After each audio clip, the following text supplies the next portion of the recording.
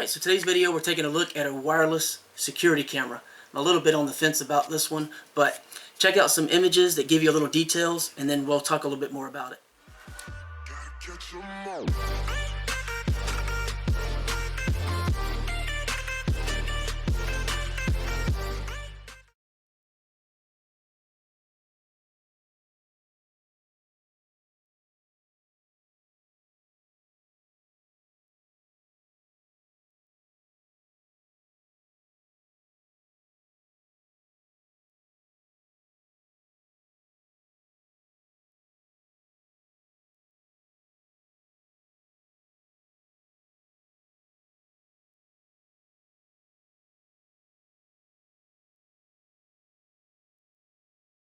Alright, so as stated, we're taking a look at a security camera. So I'm a little on the fence on it because of the fact that it is made by a company that I like other products they make.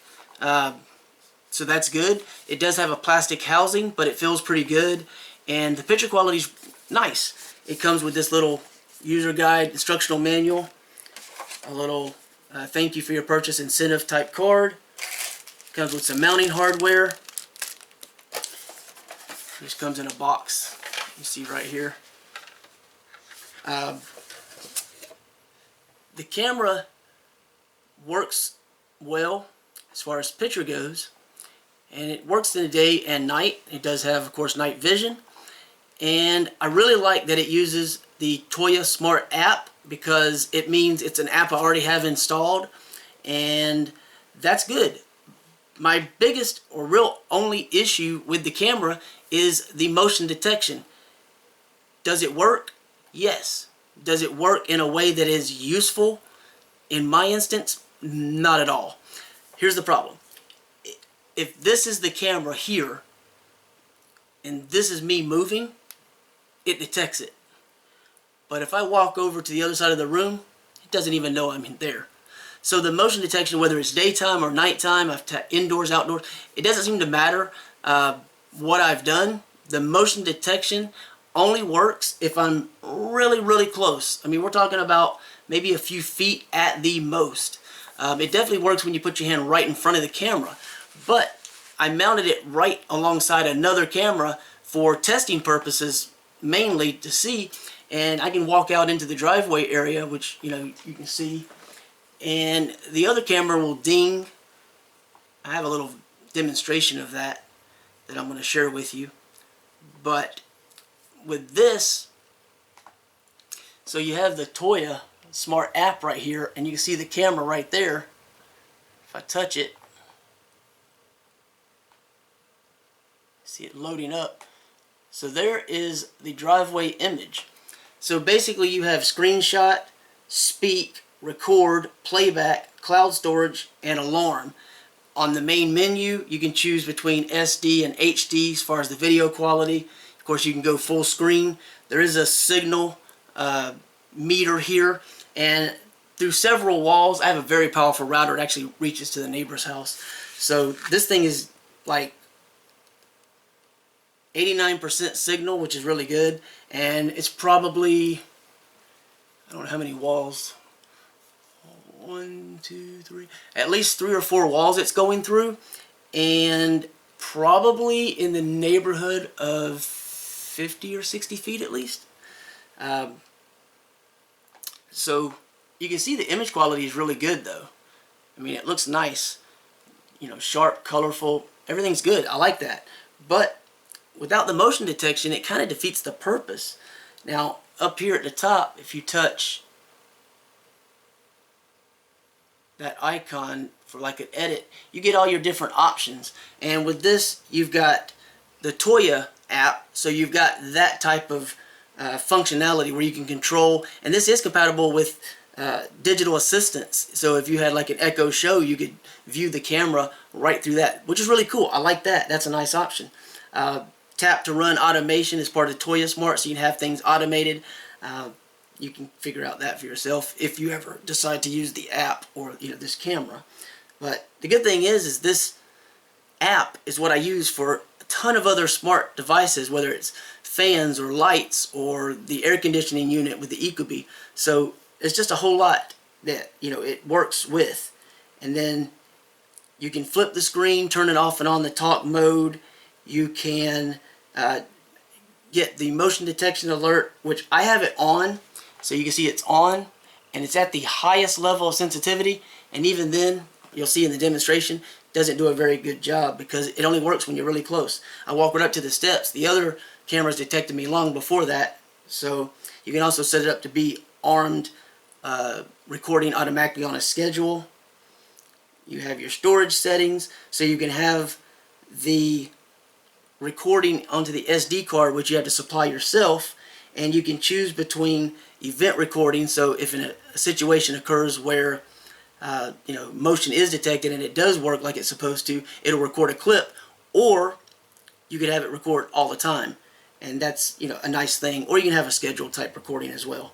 So that's a pretty cool option. And of course you can format and look at the capacity of your card, that, you know, also. Now if you have cloud storage that you pay for with this, you can use the advanced feature, which is the artificial intelligence that utilizes facial recognition. So that's a cool aspect to be baked into this camera at a pretty affordable price. You can have a notification when it's offline for more than 30 minutes. So that's a really cool option. And you can, of course, update the device, share the device with other users, and remove the device. So the settings are not as thorough as a dedicated app might be in some aspects, but I kind of like that because it gives you all the core functionality that you need, but nothing that you really don't. For the most part, unless you're just looking for specific, like some people want to have emails or FTP server uploads, things like that. So it depends on, you know, what you want. Also geolocation, which is really nice as far as cameras automatically arming themselves when the phone or phones that the device is connected to leave the area. I would love that with every camera. So that's, you know, really cool. But overall, like playback, you can go through and see the different playback. Like that's like a nighttime, and that's a daytime. So, but it's really nice. You can go in and choose the actual date. So if an event occurred yesterday, you'd go back to yesterday's date. It's just a really cool overall option. Screenshots and videos are saved to the gallery in the phone. So let's do this. So there is an image, it's a screenshot. Let me just do like this. So you can see like the rocks in detail. So you can actually zoom in on the picture that it does, and it shows up really, really well. Normally I would screenshot my phone, but this doesn't have a huge amount of options, so I just decided to do it this way. You get a little bit of an idea. And that's a nighttime shot. So, same thing, you know, it looks good. I did, when I got really close, I did notice that, like, you can still see your face. You're not completely washed out, which sometimes happens. Same shot in the daytime. And one other thing.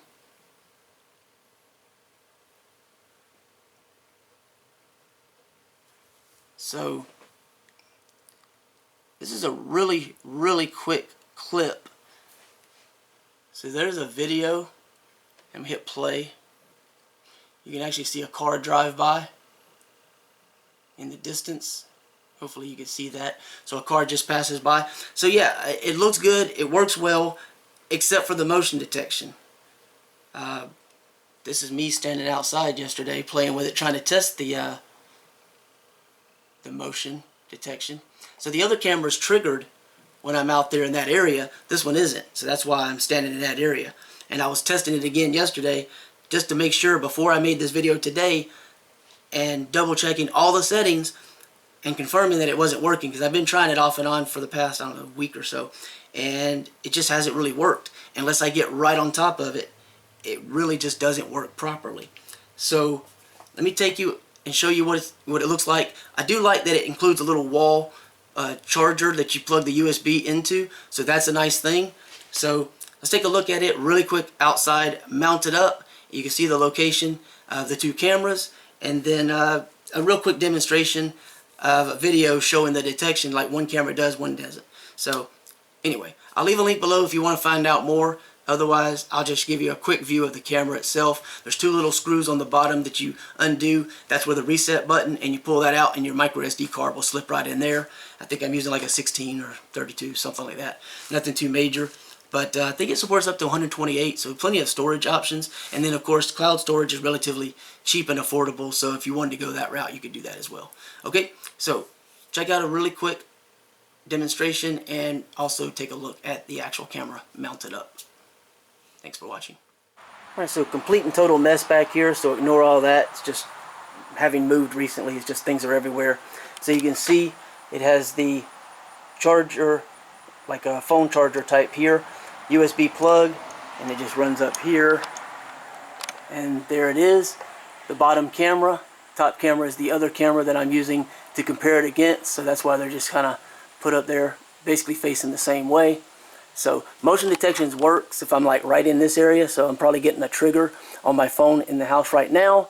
But if I walk down these steps, that's it. I mean, it won't even see me out there at the bottom of those steps, where the other camera will see me, like you could be out there somewhere, or even the traffic going by sometimes, no problem. So it gives you a little bit of an idea. Anyway, so you got this nice flat cable, and if you had to run it through or drill a hole, it just has to be the size of a standard USB. And then you can plug it in, and you can power it via USB or via the included adapter. So there you go. There's the little door on the bottom. It has like your little speaker right there, and then you have your screws right there to pop that door off. Of course, you have the microphone, the camera itself, everything right there. See the blue light for the service light to show that it's active. Anyway, so that's a real quick look. Check out a little detection video that I made, and again, check out the links below if you want to find out more. Thanks for watching. Alright, so let me show you where the problem I have with this camera comes in. Alright, so you see there's two cameras right there, and I have my phone right here. So obviously we're not too far away from the camera right now, but no motion detected by the camera.